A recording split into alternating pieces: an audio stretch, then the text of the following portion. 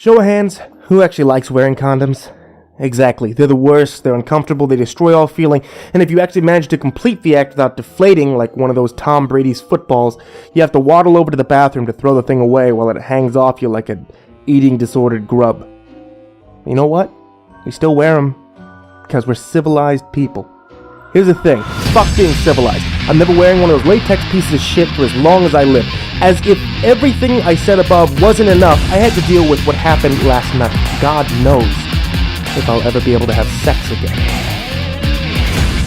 I'd only been on one date with Amy before yesterday, but it was obvious there was a lot of chemistry between us. So, after we had dinner last night, things went their natural way. It's a nice way of saying that we were grunting and sweating all over one another in the back of a cab on the way back to my apartment. I tipped the driver extra. But we made it back to my place and continued the various biological manipulations we'd started in the taxi, added bonus to being at home, less clothing. Anyway, things progressed as we both anticipated, and a little while later she was asking me to get a condom. Who was I to deny the lovely lady what she'd asked? I reached over and grabbed one from the nightstand. Amy took it from me and tore off the wrapper. She looked like she was considering the option for a moment, and then she leaned over to put the condom back on the nightstand and did something else to me for a little while. Something quite nice, I might add. About 9 seconds later, I had her stop. I knew the date would end pretty damn early if I let her continue. Amy obliged, and she repositioned herself to the edge of the bed. Even I could figure out what that meant. So I got up, I grabbed the condom from the nightstand, rolled the thing over my stupid dick, and we went to work. This time, about 4 seconds. In that 4th second, something pinched the tip of my dick. Hard.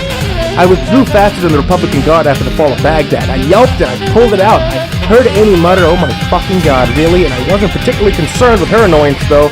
There was an intensely sharp pain directly at the entrance of my urethra. Something hard was inside the condom. No pun intended. And I realized with growing horror that it was moving.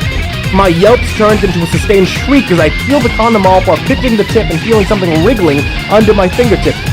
Whatever I was pinching crunched between my thumb and forefinger, and once I'd been freed from the condom, I saw what it was. One of the house centipedes the apartment would get whenever it rained outside. And do you know what house centipedes are? They're these things. There was one up my dick. I'd broken it in half. The other piece, which was still moving, was lodged firmly inside my urethra.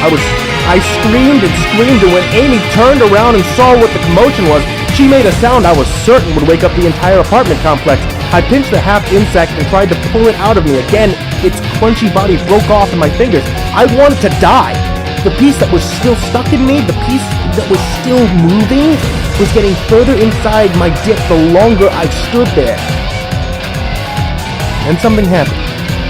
It's something I never expected, and it's something I still don't believe could ever occur in real life, but it did.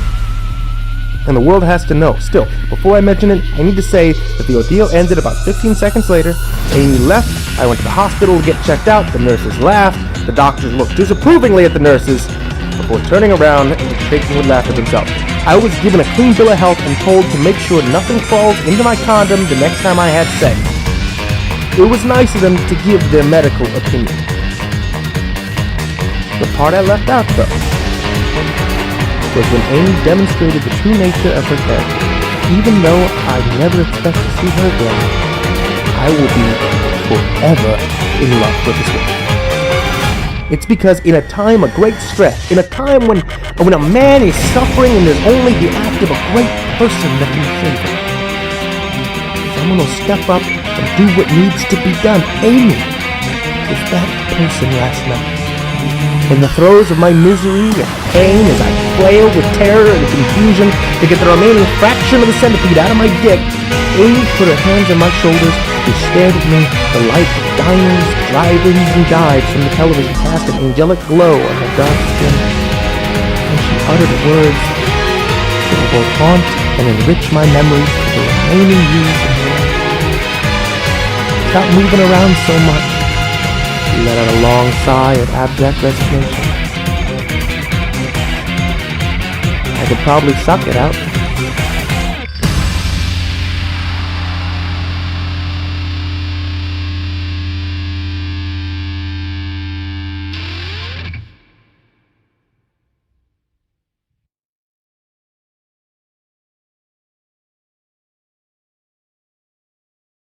Ursha, baby. This is for the A. Shawty, I